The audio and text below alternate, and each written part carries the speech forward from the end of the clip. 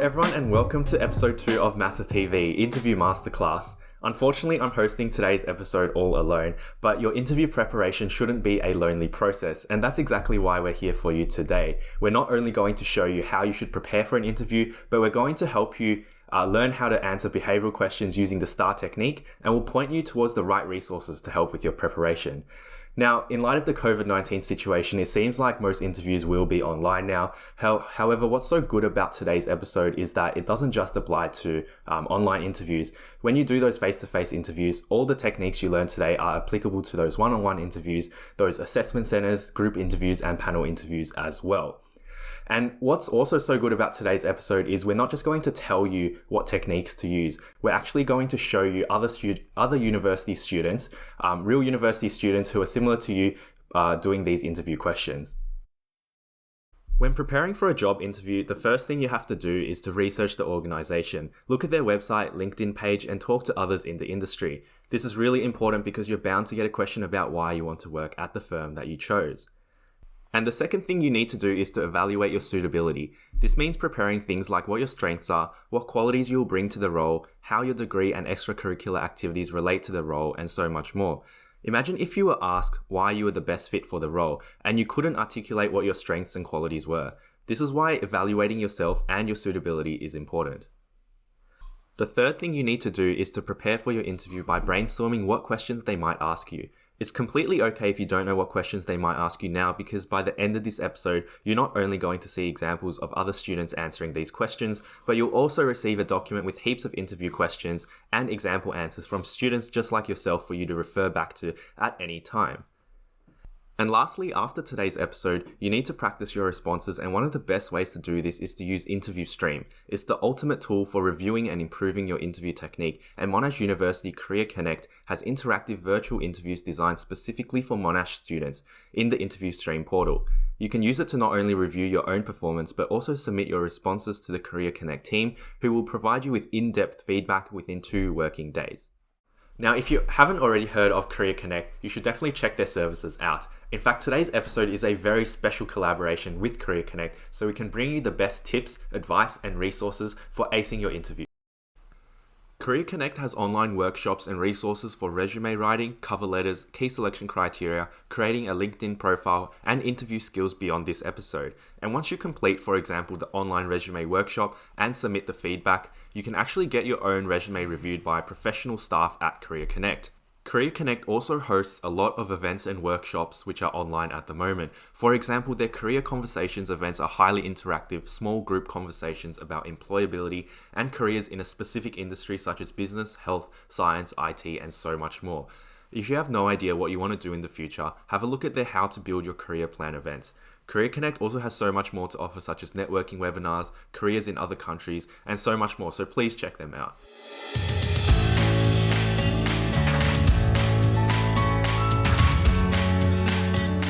It is the goal of our dedicated Career Connect team to get students ready for the workforce and to maximise future career opportunities for Monash graduates. It's never too early to start thinking about your future career. Career Connect can even help you look for part-time work whilst you're studying. We provide workshops and online resources that teach you career planning, job search strategies, and job application and interview skills. Career Connect has an office in the campus centre at Clayton and at Monash Connect in Caulfield. Or you can find us on Monash University's website or Facebook page. We can't wait to see you.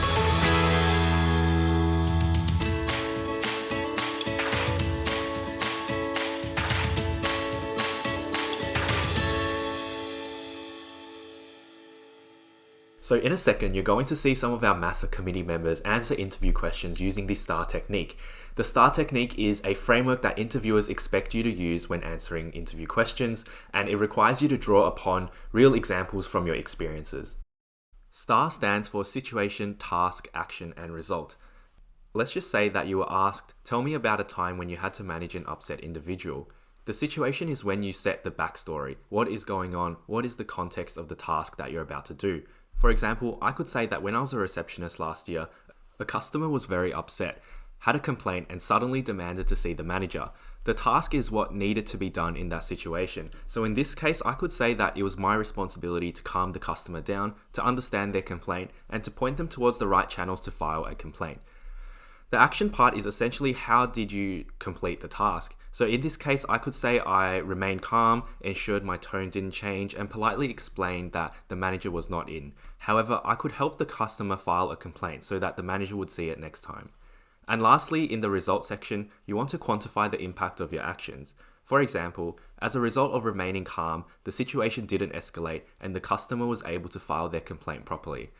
So that's an introduction to how the STAR technique can be used, and we also recommend you use Career Connect's Student Futures platform to help you understand and record your written responses in an organized and cohesive manner. But a better way for you to learn is not just me talking in your face, but for you to get to see some real examples of real students using this technique. So let's get straight into some examples.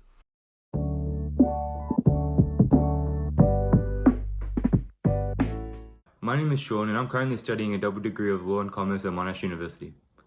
I applied for the service line because I just wanted to gain some real life experience in the field.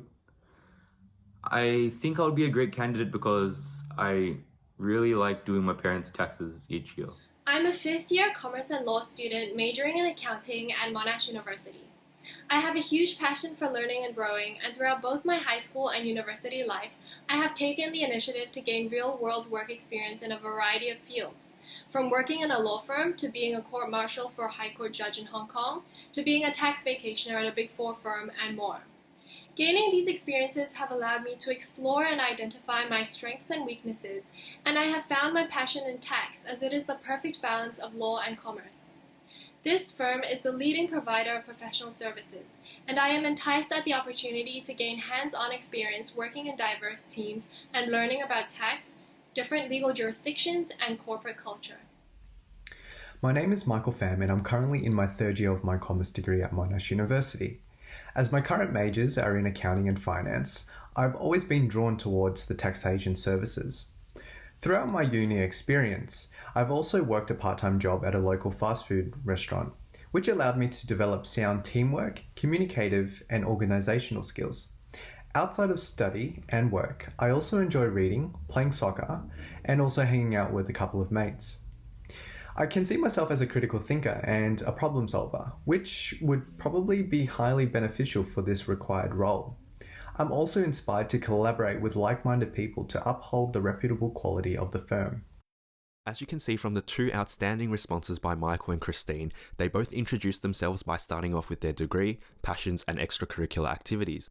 This allows the interviewer to get to know them better, beyond what is simply written on their resume. Christine honed into the details of her real-world life experiences by naming the firms where she has gained experience from, which builds substance to her response. Michael stated he is a critical thinker and problem solver, which gives the interviewer an idea of his strengths and also how he will be a great candidate for the position he is applying for. Referring to the first clip of Sean with the response that requires improvement, he did not specify why he would be a good candidate for the position. Further, the response was very brief and had no real depth to it. When interviewers ask this question, they genuinely want to know more about you, your passions and experiences. Sean also stated that he wanted to gain real-life experience in the field, but didn't specify what field he was applying for. This would not have created a meaningful and long-lasting impression towards the interviewer. When answering the question, Sean was speaking in a way that could be perceived as him having a lack of confidence in himself, and although you might not have the best response, interviewers will definitely take note of the delivery and confidence of your answer. Remember, first impressions are important, so it is crucial that you smash out the first question in the interview, which is typically a tell me about yourself question.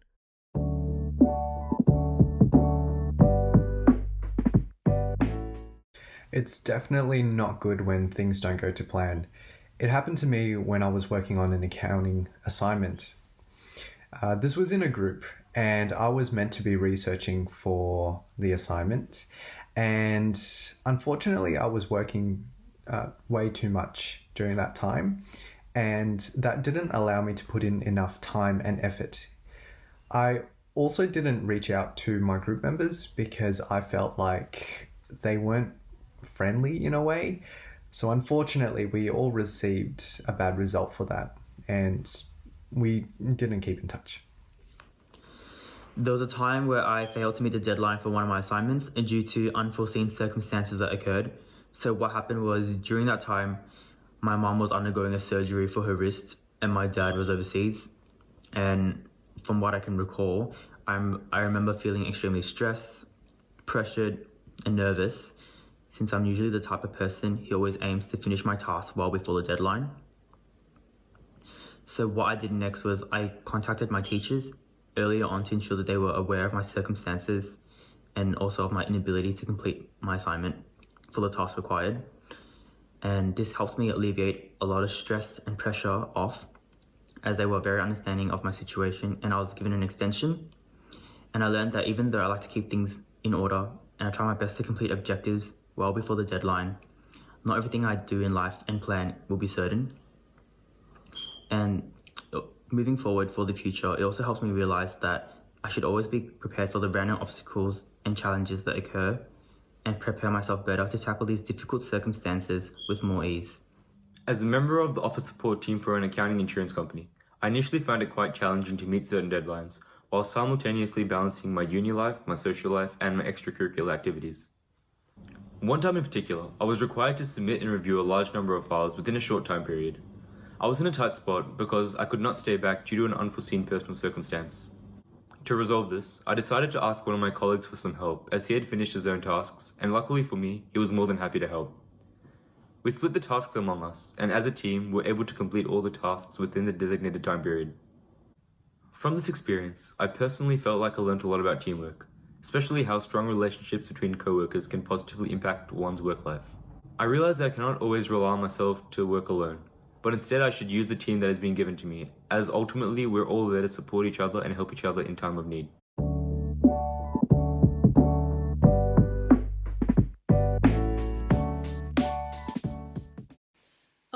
A time that I used innovation to persevere through a tough time was at my part-time accounting job last year. My boss asked me to go to work an extra day of the week, 3 days instead of 2, and I found it very difficult balancing my work and my university life. And the long work hours also meant that I would be very tired the next morning and I wouldn't be focused and motivated during class. It also meant that the quality of my work deteriorated and I didn't produce work to the best of my ability. In the end, I managed to prioritize my time by using a diary to plan my weeks in advance. Innovation has definitely been on the forefront of the modern global economy, and I could really see it being used to streamline work and boost productivity.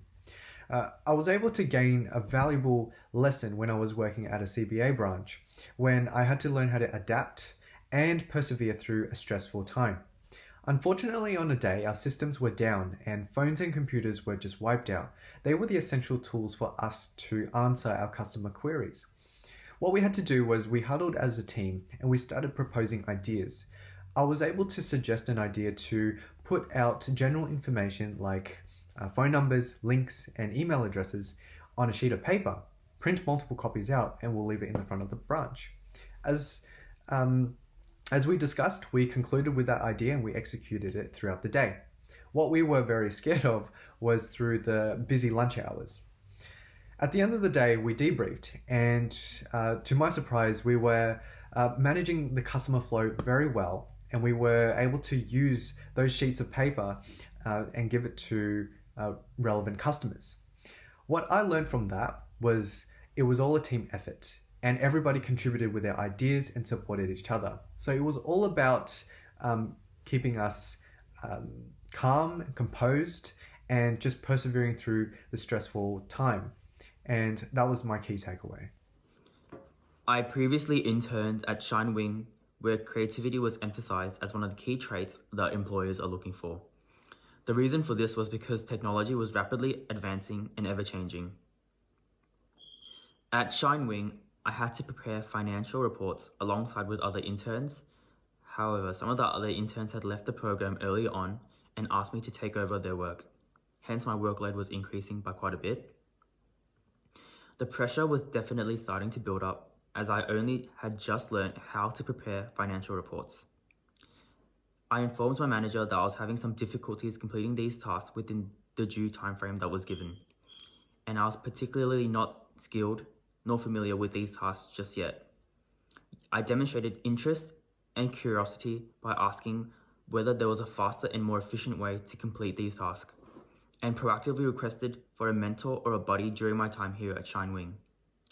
The reports were completed in time through the utilization of technology, and I was able to learn a lot of new skills whilst constantly adapting to the changing and different situations. I understood that different tasks can accumulate, resulting in a strenuous amount of workload, and that asking for help or any assistance at all is completely fine.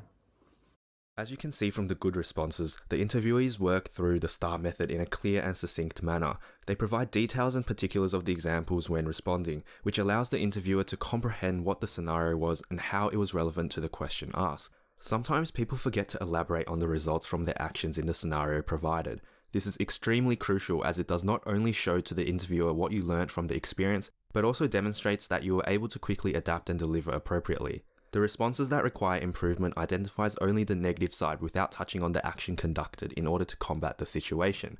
Moreover, their responses showed that they were incapable of balancing different commitments and demonstrated a lack of open communication and transparency, which are number one attributes that recruiters want to steer clear of. Despite question 3 addressing technological dependence in the workplace, interviewees should note that this does not limit the scope of their response. You may respond to the question with any personal experiences as long as it follows the general gist of the question.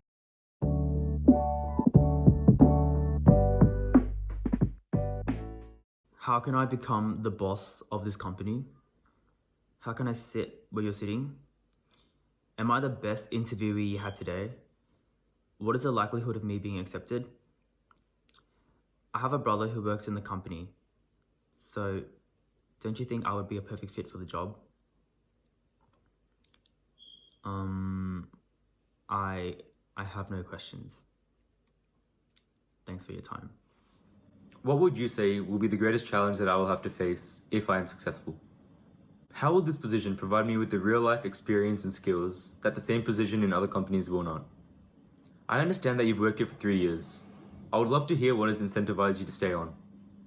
What do you think a typical workplace is going to look like in 5 years? Of course, taking into account the constant changes in technology. After having worked at a few places before, I have found myself very motivated in the office as a result of the support and mentorship received from my manager and colleagues.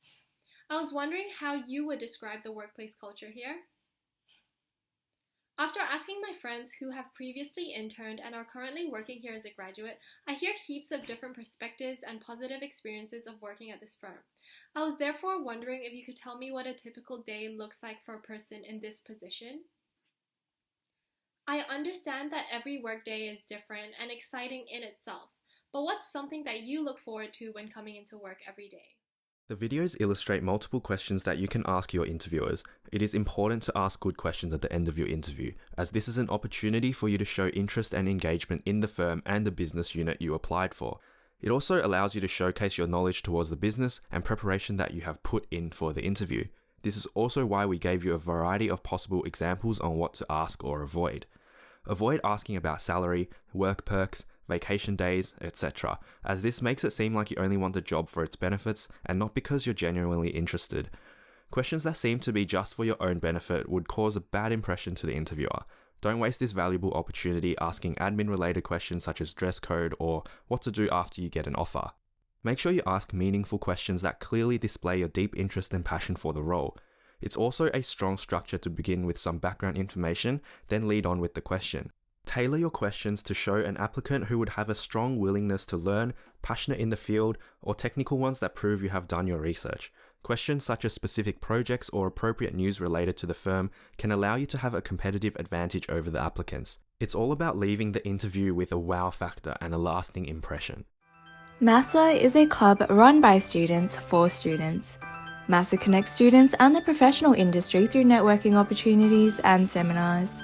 We also provide course advice and social events throughout the year where you can connect with like-minded students. Our club is tailored to all university students, regardless of your background. You don't have to be studying accounting to join us. A huge round of applause to Michael, Christine, Sean and Patrick for participating in our mock interview and putting themselves out there for the benefit of other students. We hope that by seeing the good and bad responses to these interview questions will help you prepare for what your answer should look like. But your interview preparation doesn't stop here. We have prepared a full document full of interview questions and answers by university students just like yourself, for you to use and refer back to at any time. To get exclusive access to this document, fill out the feedback form, which will be in our comment section and also on our Facebook page. A huge thank you to Career Connect for providing some awesome content for us to use, so make sure you check them out. And also don't forget to follow us on LinkedIn, on Facebook and Instagram, and also join our Discord channel for the latest updates on internship and graduate roles. Thanks so much for tuning in to episode 2, and we'll see you next time.